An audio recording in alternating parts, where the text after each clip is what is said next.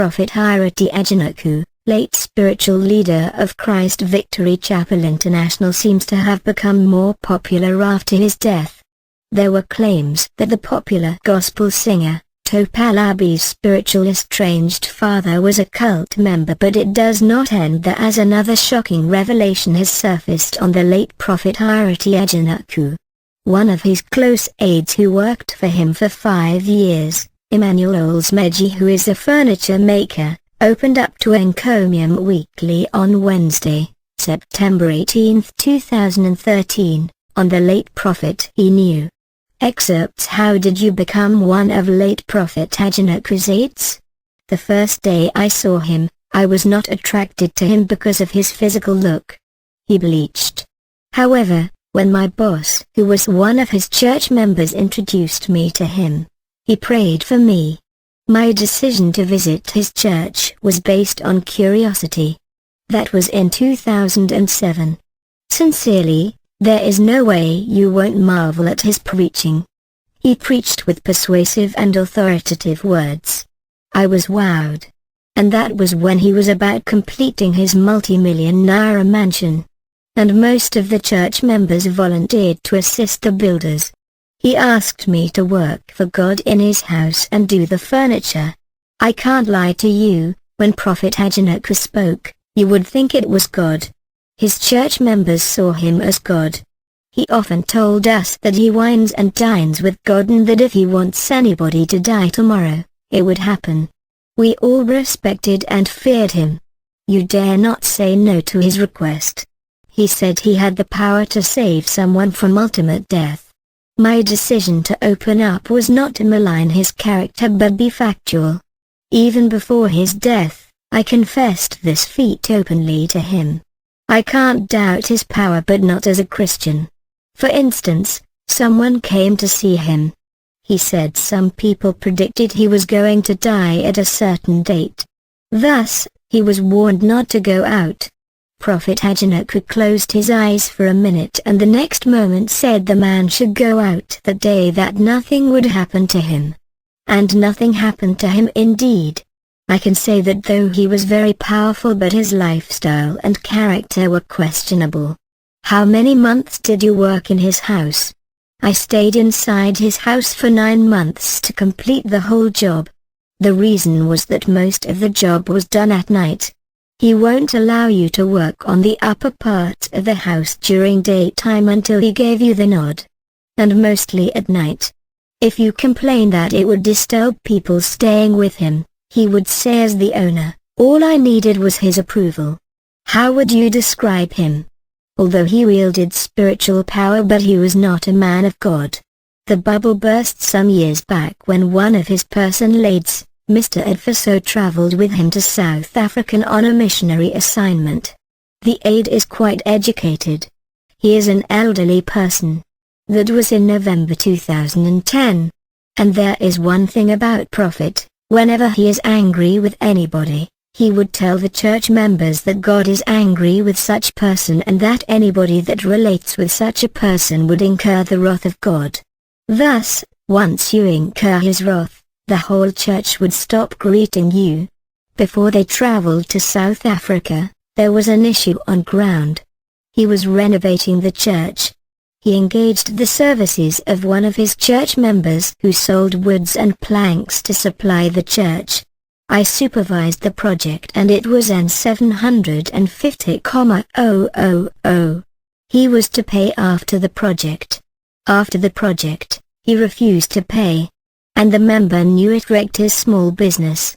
It became an issue and it was his personal aide, Mr. Edfiso, who waded in and said Prophet would pay. That was when they traveled to South Africa. When they got back, we discovered they had an issue. The aide claimed he discovered some of his secrets while on the trip but till date refused to disclose them. However, when Prophet came back, he quickly started telling us the man was evil, that we should excommunicate him. I know him well. Once he knew you had discovered some of his negative acts, he would blackmail you with lies. That was the same thing he did for Tope Alabi. What are the things you discovered about him? First, he is a chronic liar. Do you know that the money he owed he never paid back? The matter was taken to the police at Panti and he denied owing the man. He said he has paid him. I was shocked. They called me as a witness. Though I was scared, but I stood for the truth. He spent over N500,000 to settle the case. And at the end we even became the victim. He specialized in turning the tide against people who speak the truth. He would fabricate lies against such person. And the medium he used most was a soft cell magazine. Second, I can tell you authoritatively that he sleeps with his female aides who stay in his house. He has agents who recruit ladies in the church who are not employed. They used their situation to entice them to work and live with the prophet. And some only live with him for like 3 months before he would fabricate lies against them and send them packing. But none of them could disclose their ordeal because he was a god. But what about his wife? His wife, Joy, was staying in the upper room. She only comes down during church services. That's why most people don't really know anything about her. She dare not come down unless he gave approval. We only discovered the truth when one of the ladies, who was also the wife Said known as Becky, confessed to a pastor in Abuja that he was sleeping with her. She was dating a friend of mine who was also staying in his house. The house is so big and many of us lived with him. My friend and Becky traveled to Abuja and he introduced her to a pastor in Abuja.